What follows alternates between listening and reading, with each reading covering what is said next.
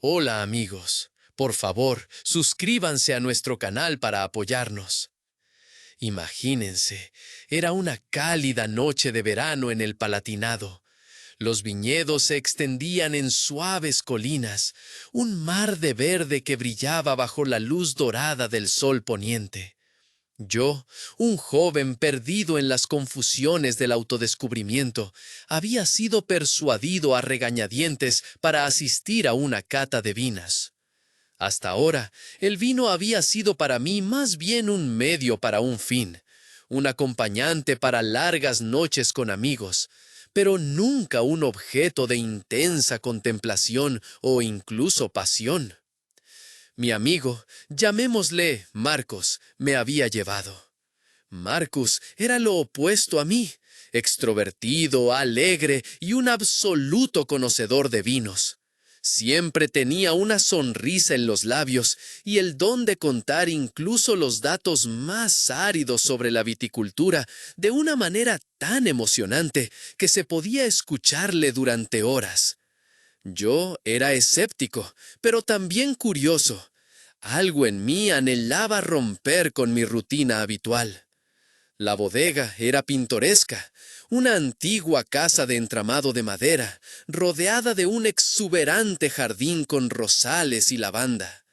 El aroma de uvas maduras flotaba en el aire, mezclado con el olor a tierra húmeda y madera calentada por el sol. El viticultor nos recibió calurosamente, un hombre con el rostro curtido por el clima y ojos amables. Nos condujo a una fresca bodega abovedada, donde las barricas de vino se alineaban en filas, como testigos mudos de cosechas pasadas. La cata de vinos comenzó con un Riesling Sekt, seco y burbujeante. Marcus se deshizo en elogios sobre los aromas de manzana verde y cítricos. Yo probé Sekt, pero asentí cortésmente e intenté saborear los sutiles matices de los que hablaba Marcus. Le siguieron otros vinos, un afrutado Weissburgunder, un potente Grauburgunder, un aterciopelado Spätburgunder rosé. Cada vino iba acompañado de una descripción detallada del viticultor, que hablaba con ojos brillantes de las particularidades de cada añada, de la composición del suelo y del cuidado en la elaboración.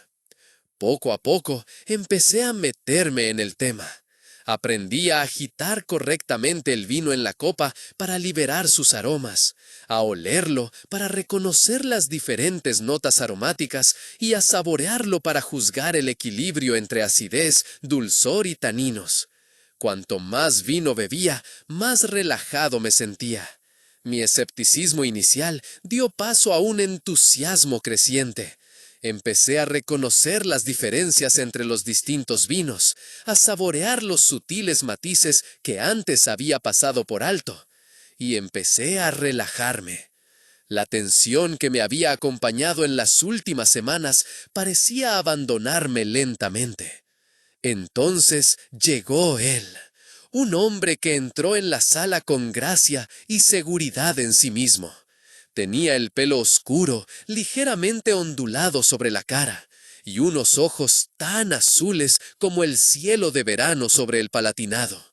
Llevaba una sencilla camisa blanca y unos vaqueros, pero irradiaba un aura de elegancia y fuerza que me cautivó al instante.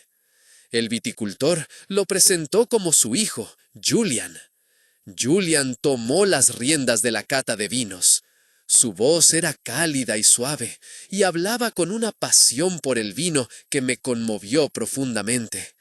Él contó sobre su infancia entre los viñedos, del duro trabajo y la alegría de la cosecha, de la magia de la transformación de las uvas en vino. Y lo hizo con tal honestidad que sentí que lo conocía de toda la vida. Mientras hablaba, lo observaba en secreto. Noté las finas líneas de expresión alrededor de sus ojos, la cicatriz en su mano, que probablemente provenía de un encuentro con unas tijeras de podar, y la forma en que se apartaba constantemente el pelo de la frente. Era hermoso, de una manera discreta y natural. Luego me sirvió una copa de Spätburgunder. El vino era de un rojo intenso, casi negro, y olía a cerezas maduras y chocolate negro. Tomé un sorbo y cerré los ojos. El vino se desplegó en mi lengua, cálido y aterciopelado, con un final largo y persistente. Era como si el sol del Palatinado estuviera atrapado en este vino. ¿Y qué te parece?, preguntó Julian con una sonrisa pícara. Abrí los ojos y lo miré directamente. «Es increíble», balbucé. Él se rió. «Me alegra oír eso. Hemos puesto mucho trabajo en este vino». Conversamos sobre vino, sobre la vida, sobre nuestros sueños y miedos. Le conté sobre mi trabajo, que no me llenaba, sobre mi inseguridad con respecto a mi futuro y sobre mi anhelo por algo real y significativo. Él escuchó atentamente, hizo preguntas inteligentes y me hizo sentir comprendida. Cuanto más hablábamos, más fuerte se hacía la atracción entre nosotros. Sentí cómo mis mejillas se enrojecían y mi corazón latía más rápido.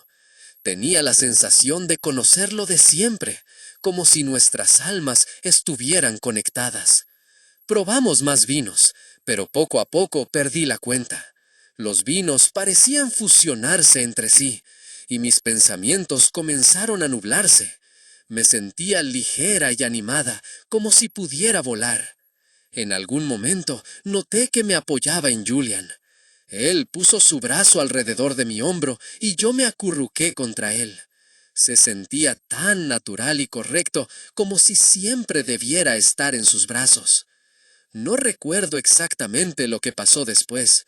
Solo recuerdo fragmentos. La risa de Julian, que sonaba como música en mis oídos. La sensación de su mano en la mía. El sabor de sus labios en los míos.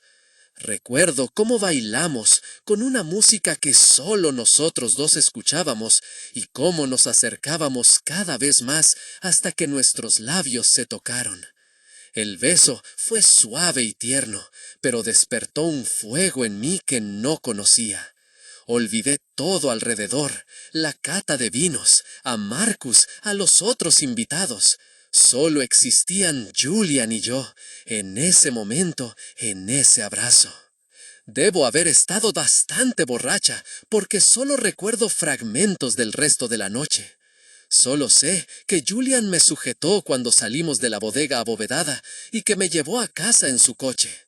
Cuando estábamos frente a la puerta de mi apartamento, me giró hacia él y me miró profundamente a los ojos. «He tenido una noche maravillosa contigo», dijo. «¿Puedo verte de nuevo?» Asentí, incapaz de pronunciar una palabra.